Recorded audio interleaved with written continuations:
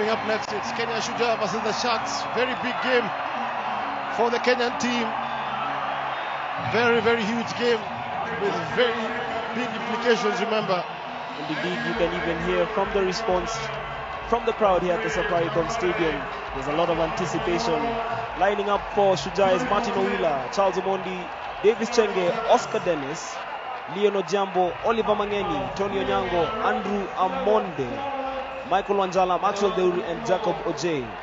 Lining up for the Sharks is Cameron Dunlop, Cizo Maseko, Dylan Nell, Duncan Campbell, Andrew Holland, Jacques Fick, Jongi Nokwe, JB Hunis, Kyle Wilkinson, Lotta Pretorius, Lex Bota, and KD Fisher.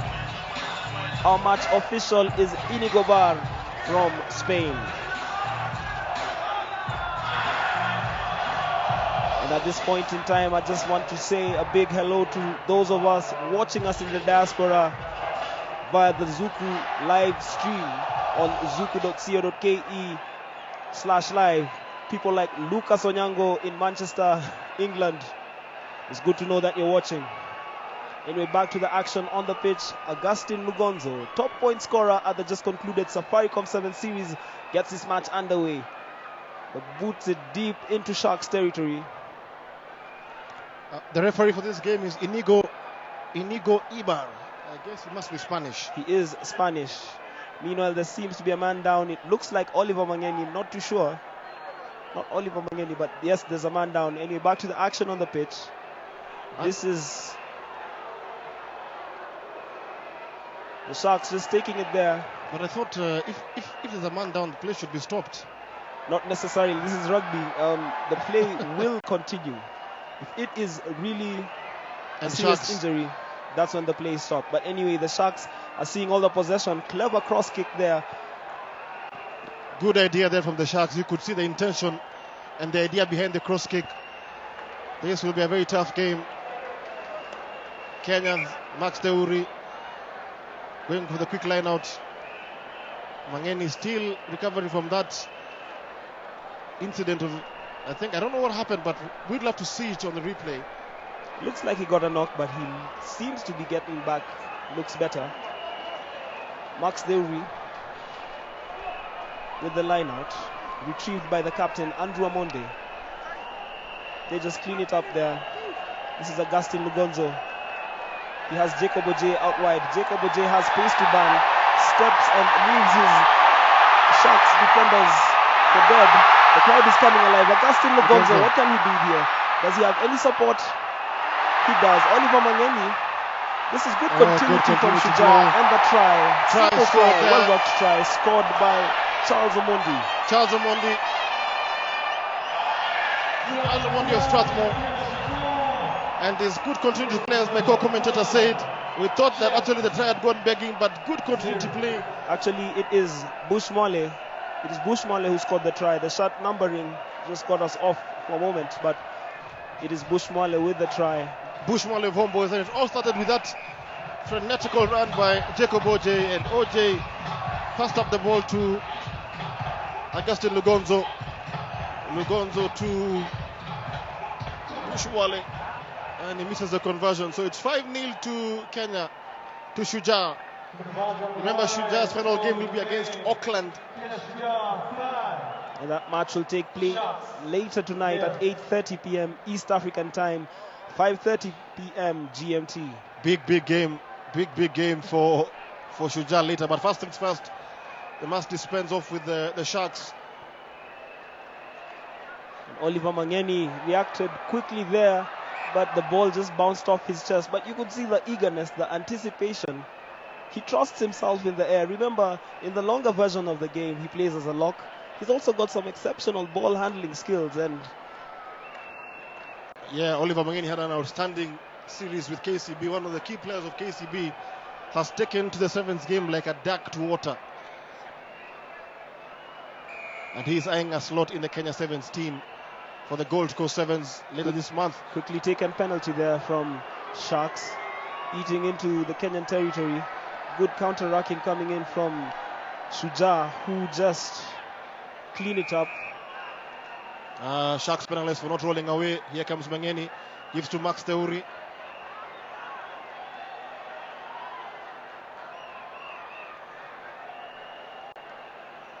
The referee plays on.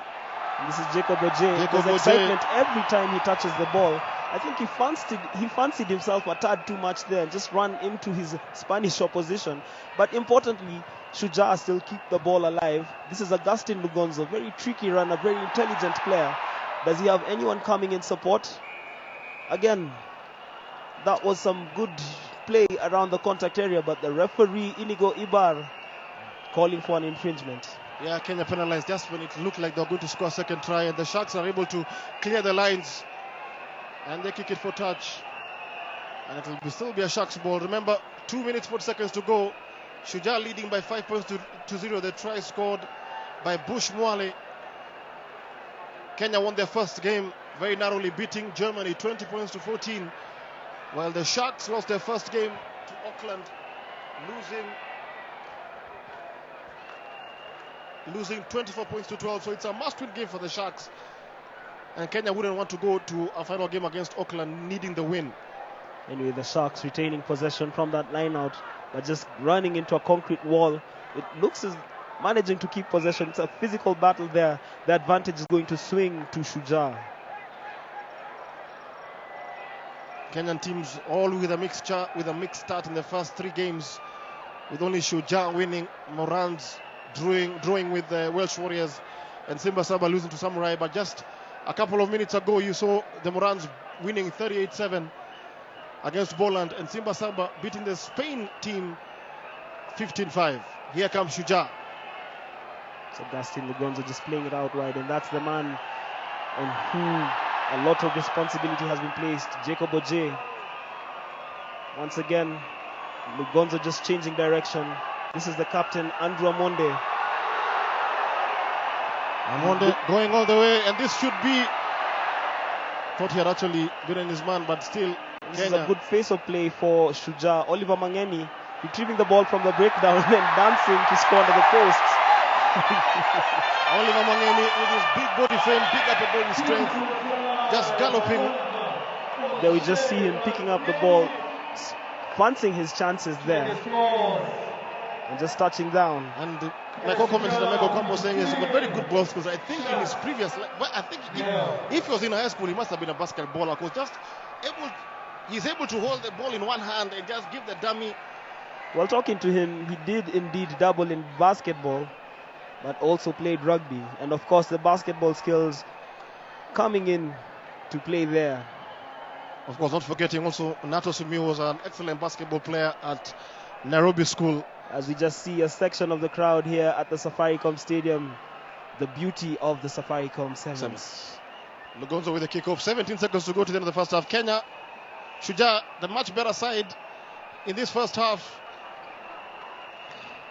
Can the boys from Durban respond?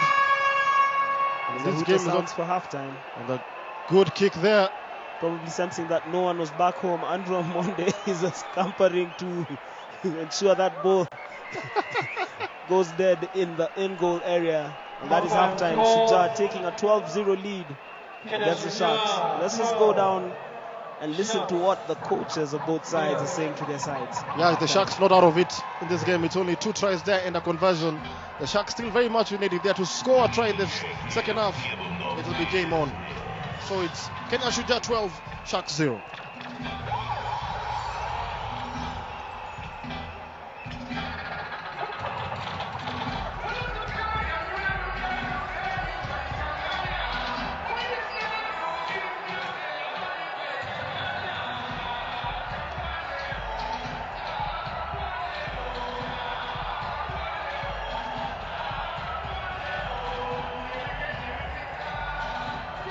Snapshot of the crowd there cheering the Kenya Sevens team.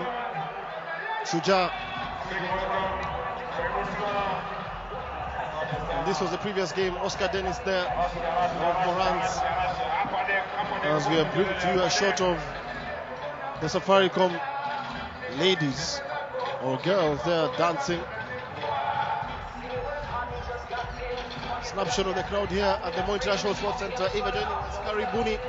This is the Safaricom Sevens 2014 edition, the 19th edition in history. A tournament that started in 1996, started by the Rugby Patron Society of Kenya and has grown in leaps and bounds.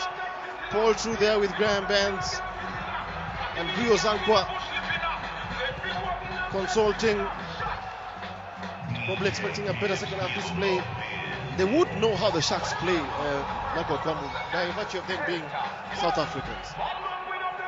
Well, that's an interesting observation, but again, when it comes down to the game of sevens, I believe that every team has got its own style of play, and by them being South Africans, in my opinion, William, does not necessarily mean that Shujaa will know, because like I said, every team has a different brand of play. Like they say, different strokes for different folks.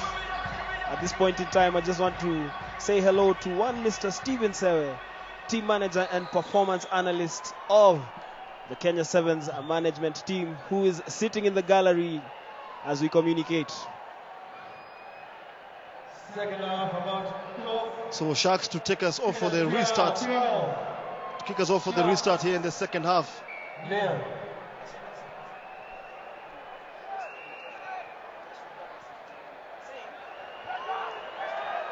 Max Teuri and the referee, the linesman, the assistant referee, they are saying there was a foreign touch. So Max Teuri's attempted run for a try. This game is on a knife edge. You just feel that if Sharks are able to get a try into this game, they're well back into it. Remember, they lost their first game to Auckland. With the line out there retrieved by the Sharks, just attempting once again to punch holes in the Kenyan defense, which has held firm in this game. Remember, they overcame a rather shaky start against Germany, winning that game 15-14, but probably since it was the first game of the day, they were just warming up, and now they're in their stride. They have been mean in defense, and again, just coming back in numbers there. Just cleaning it up and dominating the Sharks at the racks and the breakdowns. And of course, earning the referee's favor, having forced an error from the Sharks. Yeah, Sharks are attempting just there to get back into the game, but it's not happening for them right now. But they still have time, remember. Oliver Mangeni there. It's going to be a scrum. The three Kenya scrum players, Brian Wandera, I can see Brian Wandera, Oliver Mangeni. Yeah, and Brian Wandera is a second half substitute. He has come on for the captain, Andrew Amonde. So who's captain of the team? Not Wanda. I guess the next time there's a breakdown that needs a stern talking to from the referee, we'll find out. Oh, not a very good clean out there from the rack, but here come Kenya now. Shujaa, Jacob Ojay scooting away. I don't think they're going to catch him. Jacob Ojay going all the way. Does he have the pace? He needs support. He does need support there. But really, that was some great play from Jacob Ojay, just spotting the gap and gaining a lot of territory for Kenya with that run, getting them into the right place where they need to be. When I say Kenya, I mean Shujaa. Many of these players are intending to play for the national team, but that's a story for another day. Let's go back to the action on the pitch. Oh, he misses the tackle, and this could be fatal for Kenya. Sharks are going to score. And it's Sharks who pull back there from that turnover, which was Jacob Ojay. He didn't have the support, if you ask me. Well, that was a storming run, but really you just feel that Shujaa failed to finish off the work that had been started by Jacob Ojay, just losing the possession. There was nobody back home, and that storming run from the Sharks resulting in a try. Yes, resulting in a try. So it's 12 points to 5, and we are left with 3 minutes and 42 seconds. And the stadium will be on tenterhooks, trust you me. Jacob Ojay doing all the hard work, but he was turned over there, and the Sharks able to retrieve the ball. Conversion wide. But still Kenya not out of the shot. Shujaa not out of the just yet.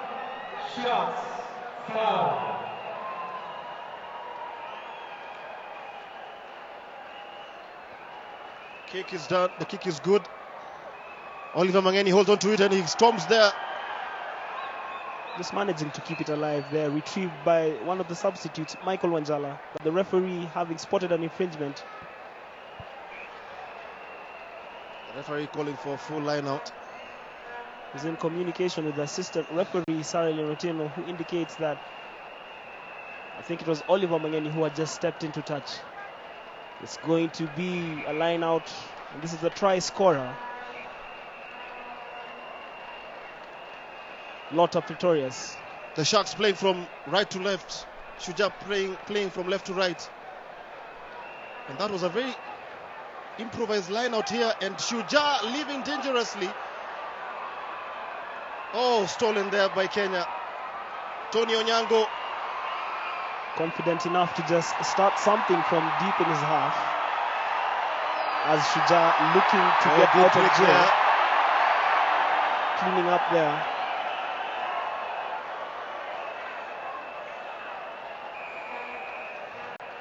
Shujaa and in the right of the referee, Michael Wanjala Jr. Sharks there being penalized, but Shujaa not out of the woods yet. A try-saving tackle, and I think it was an intercept. And Agustin Lugonzo will play probably territorial here. If you're just joining us, welcome to the Safaricom Sevens 2014 edition. This is a humdinger of an encounter between the Sharks and Shujaa. The Shujaa side who won their first game, beating Germany 20 points to 14, leading by 12-5, but it's only 7 points separating these two teams, so a lot to play for. As you just get a glimpse of the Sharks technical bench there. Michael Wanjala with the line out for Shujaa. Straight into the waiting arms of Oliver Mangeni. Wanjala looking to start something for Shujaa. Lugonzo, his teammate at Homeboys RFC, just finding Alex.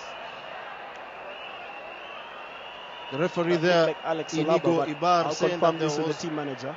There was I think, obstruction as Kenya were about to launch an attack there. So here come the Sharks. They have 40 seconds to tie this game.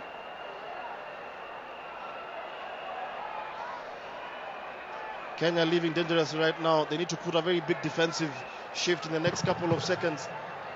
Here come the Sharks.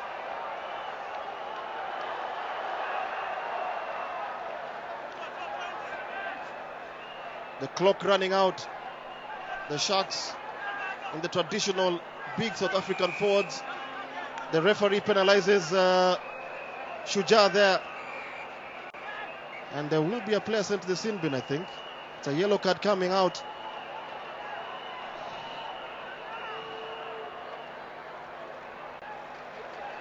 This will be the last passage of play, remember. Yeah, the offending party is Bushmwale. The hooter has gone. Kenya, very tense moment here. Tense moment. Could this be a try? And it is a try. And the Sharks score with the final passage of play. And that will definitely put pressure on the kicker of the Sharks. Is it a center post try? Sharks 10.